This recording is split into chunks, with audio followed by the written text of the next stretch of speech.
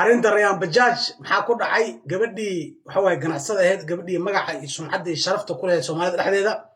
waa la waayay sida wada ogtiin maxaa ku dhacay Rayaan dadna waxa way wax ma soo baaraan suuq waxay soo galeen in Rayaan la xiray waxa way iyo lacag lagu yeeshay waxa soo dhan waxa way suuqa ku jiraan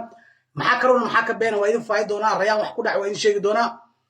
ninka waa ninkeedii hore haddana waa isku noqdeen waa isqabaan oo isla degan yihiin xaafadda degan yihiin mataqaanaa Muqdisho kulli waa idin sheegi doonaa تقالنا إن ريان يقمر مقعد وضع حد كور واقع لي برنامج كسوق قاتي إن لو ذكرت كحدنا ويذكر إلى مركله إن وهو ولا ليال إن قبلنا واو تقانين إن قبل آدم في عن إن أنا شخصي أنا سنقاني تقالنا إن واجي راوح اللوجيست نيروبي كده بزبرني قبل آدم في عنه المجال بيزان واي قبل آدم دقنوا وحواي إن مركز تبعنا عوناك كفيرسو واي ريان إن ريان قبل نوع عصواي إن تقالنا إن ريان مقعد على رويدو أبوكر جرعو وصومالي وأبقل وعبودن وحوى متقانا العمر إن قبر لان إيرون ميل بنان دكتواي إن متقانا إن وحوى قبر نمبذن سوق قرصتي كان عسيق وحوى نولش هاسك صوب بلاودي متقانا وأبتهين وحوى نولش بي بي سي دي وريسات كورسيسي متقانا إن دور سنكور تدور سنكور زديد سنكور متقانا إن مركي بجاج كإنتي سويدينو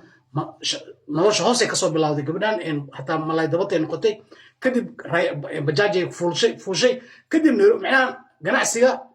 حواي هوسك كسب بلاو وصل دبر عادت ما قبل حول مركور هاي استمعين بعض فيرس جناعسي في عني كسب يصير نرش أكل كعادي ريان ما أنتوا هاد إن نقطة قبلها وميزان كوين حق جناعسيا مقالة النيروبي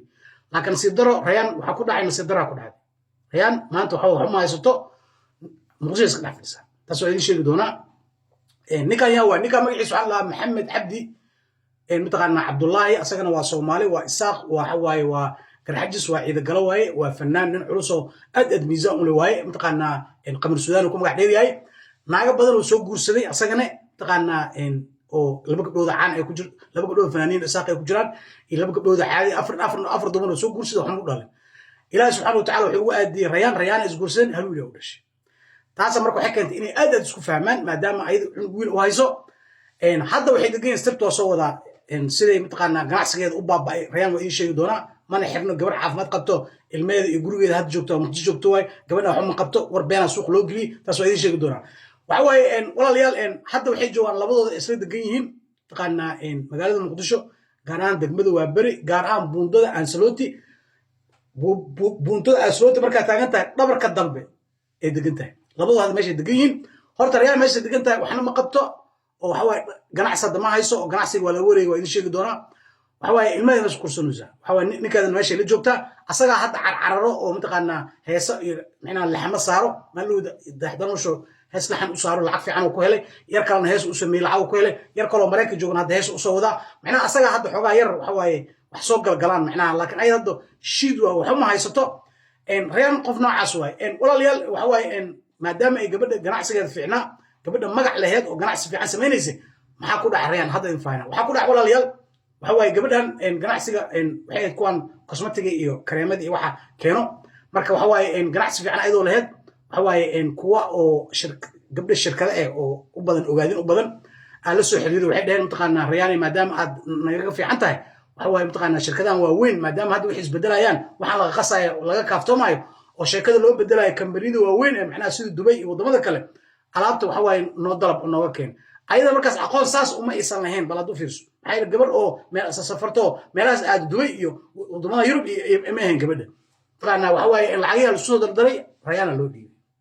Rayaan waxa way lacagtii waxa way shirkadaas ay gelisay alaabta qaar way imaaday qaarna ma imaan qaarkii imaaday marka waxa way qof xisaabiyi fiican ma isanaysin wixii waa la cunay adiga lacagta oo asdaw martay lacag ku dhawaad 8,000 oo dollar aheed oo horta gabadha matqana ka dhuntay Nairobi ugu dhuntay macnaa ganacsiga markaas oo alaabta oo maxay la waxaan qasayo macnaa alaabadan matqana oo waxa way professional oo shirkadaha weyn in lagu leeshiyo ee shirkada aheed ada barnaamij noocaas ah barnaamijkaas ugu qasartay gabadhan lacag ay gelisay lacagta gelisay lafiis iska dhaafay qasaari kala kulantay wax kale iska dhaaf faa'iido iska dhaaf lafa iska dhaaf qasaari kala kulantay dadka lacagtooda rabaan taas marka waxa keentay in ganacsigeedii haaf laga la wareego kulli laga wareego kadibna marka dambe toos looga la wareego maxay lacagtu waa loo lacag badan hadda ku dhiman taqaana taas marka waxa keentay inay ka soo xarrito Nairobi isu aadam ku soo aado hadda mujadska dhaxfaysa waxa ma hayso ninkeeda u carro qamara u carro gabadhu waxa ma hayso marka gabadhu marka aragto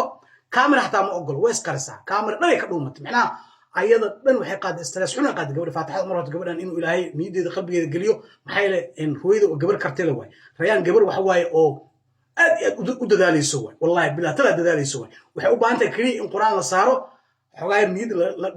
la dhiirigeliyo niyad loo dhiso xogaa lacag la isku soo aruuriyo oo gacanta laga saaro 40 kun waxay u noqoto oo kor loo qaado wallahi bilaa tala nabiga soo 2 sano gudaheeda waa soo noqonaysa lacagtana way soo celinaysaa intaas u baahan tahay gabadhan marka waxa waa gabadhan loo kaco hala garab istaag wixii lagu caawin karo gabar culus waa gabar lejan ah waaye gabar aad u fiican waa rayaan taas horta aan soo jeedina waxa waa walaalayaal inta waxaan ku qatimaa qof kasto ganacsiga hargeysa joog muqdisho joog aan macna fanaan ku xarabto oo ganacsi ku furo ama Nairobi joog wiil kasta waa inaan quraan istarta il Soomaalida ilay baaba isaga dhigay Soomaalida sixir baaba isaga dhigay ana waxaan aaminsanahay gabadhan il meel dheer ma eelkeeda waay ay ku dhufto gabadhan ana saasan aaminsanahay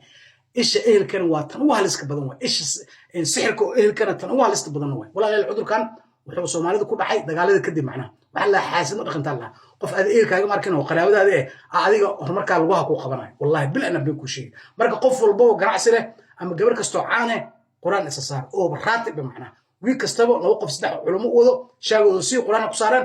taalishin guriga ku bilbil adina isku bilbil ganacsigaada ku bilbil salaamu calaykum warahmatullahi ta'ala wabarakatuh